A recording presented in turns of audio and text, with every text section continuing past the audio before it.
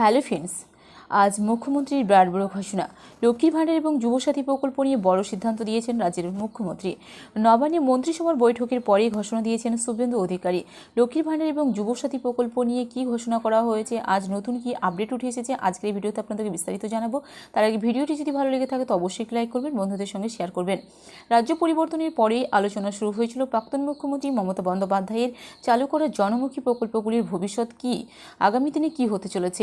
মন্ত্রিসভার প্রথম বৈঠকেই তা স্পষ্ট করে দিয়েছেন রাজ্যের বর্তমান মুখ্যমন্ত্রী শুভেন্দু অধিকারী। রাজ্য পরিবর্তনের পরেই আলোচনা শুরু হয়েছিল প্রাক্তন মুখ্যমন্ত্রী মমতা বন্দ্যোপাধ্যায়ের চালু করা জনমুখী প্রকল্পগুলো কি হবে আগামী দিনে এই নিয়ে।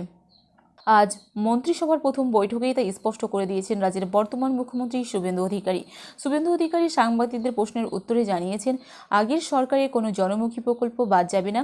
তিনি আরও বলেছেন, 15 বছর নয় 30 বছর আগেও যে প্রকল্পগুলো চালু হয়েছিল রাজ্য সেগুলোও বন্ধ করা হবে না। এছাড়াও তিনি আরও স্পষ্টভাবে জানিয়েছেন যে প্রধানমন্ত্রী যে ঘোষণা করেছিলেন তা পালন করবে এই সরকার। আগে থেকে চালু হওয়া কোনো সামাজিক প্রকল্প বন্ধ করা হবে না, অর্থাৎ লক্ষ্মীর ভাণ্ডার, যুবসাথী, কন্যাশ্রীর মতো জনপ্রিয় প্রকল্পগুলো রাজ্যে চলবে আগামী দিনেও। এছাড়াও মুখ্যমন্ত্রী শুভেন্দু অধিকারী বলেন, পূর্বতন সরকারের আমলে চালু হওয়া রাজ্যের জনমুখী প্রকল্পগুলি চলবে, তবে সেগুলি স্বচ্ছভাবে চালানো হবে। কোনো মৃত মানুষ যাতে প্রকল্পের সুবিধা না পায়, কোনো অনুপ্রবেশকারী যাতে প্রকল্পের সুবিধা না পায় সেগুলোতে নজর রাখবে। শুভেন্দু অধিকারী জানিয়েছেন, জনমুখী প্রকল্পগুলি পোর্টালে আপডেট করা হবে, তাতে স্বচ্ছতা বজায় থাকবে। তার জন্য কিছু কাজ বাকি রয়েছে, সেগুলো দ্রুত সম্পন্ন করা হবে বলেও তিনি জানিয়েছেন। মমতা বন্দ্যোপাধ্যায়ের আমলে চালু করা সবথেকে জনপ্রিয় প্রকল্পগুলির মধ্যে একটি হলো লক্ষ্মীর ভাণ্ডার প্রকল্প।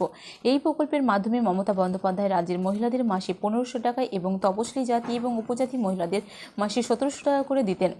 চলতি বছরে এই প্রকল্প শুরু করেছিলেন রাজ্যের মুখ্যমন্ত্রী মমতা বন্দ্যোপাধ্যায়। এই প্রকল্পের মাধ্যমে চাকরি খোঁজার জন্য রাজ্যের তরুণ তরুণীদের মাসে 1500 টাকা করে দেওয়া হতো। 21 থেকে 40 বছর বয়সীরা মাধ্যমিক পাশ হলেই এই প্রকল্পের সুবিধা পেতেন। এছাড়াও মন্ত্রিসভার বৈঠকের পর শুভেন্দু অধিকারী কোনো প্রকল্পের নাম করেননি, কিন্তু তিনি স্পষ্ট করে জানিয়ে দিয়েছেন, কোনো জনমুখী প্রকল্প বন্ধ করবে না বঙ্গের বিজেপি সরকার, তবে প্রকল্প চালানো হবে স্বচ্ছতার সঙ্গে। তার জন্য সময় লাগবে কিছুটা।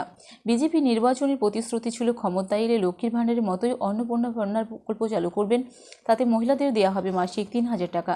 শুভেন্দুর মন্তব্যের পরেই প্রশ্ন উঠেছে, এবার কি তাহলে মহিলারা মাসে 3000 টাকা করে পাবেন? সংকল্পপত্রে তেমনই দাবি করা হয়েছে। শুভেন্দু জানিয়ে দিয়েছেন, এবার থেকে রাজ্যের নাগরিকরা আয়ুষ্মান ভারত প্রকল্পের সুবিধা পাবে, পাশাপাশি বিএসএফকে জমি দেওয়ার কথাও বলেন তিনি।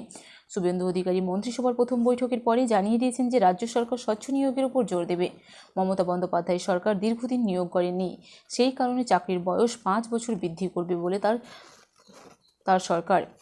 নতুন সরকার গঠনের পরে আজ মন্ত্রিসভার বৈঠকে নতুন মুখ্যমন্ত্রী জানিয়েছেন শুভেন্দু অধিকারী যে তিনি গত রাজ্য সরকারের যে প্রকল্পগুলো অলরেডি চালু ছিল সেই সকল প্রকল্পের কোনো প্রকল্পই কিন্তু আপাতত বর্তমানে বন্ধ করছে না, সবগুলোই চালু থাকবে সামাজিক প্রকল্প, এবং যেগুলো চলবে সেগুলো কিন্তু স্বচ্ছতাভাবে যাতে চালানো হয় তার জন্য কিছুটা সময় চেয়ে নেওয়া হয়েছে।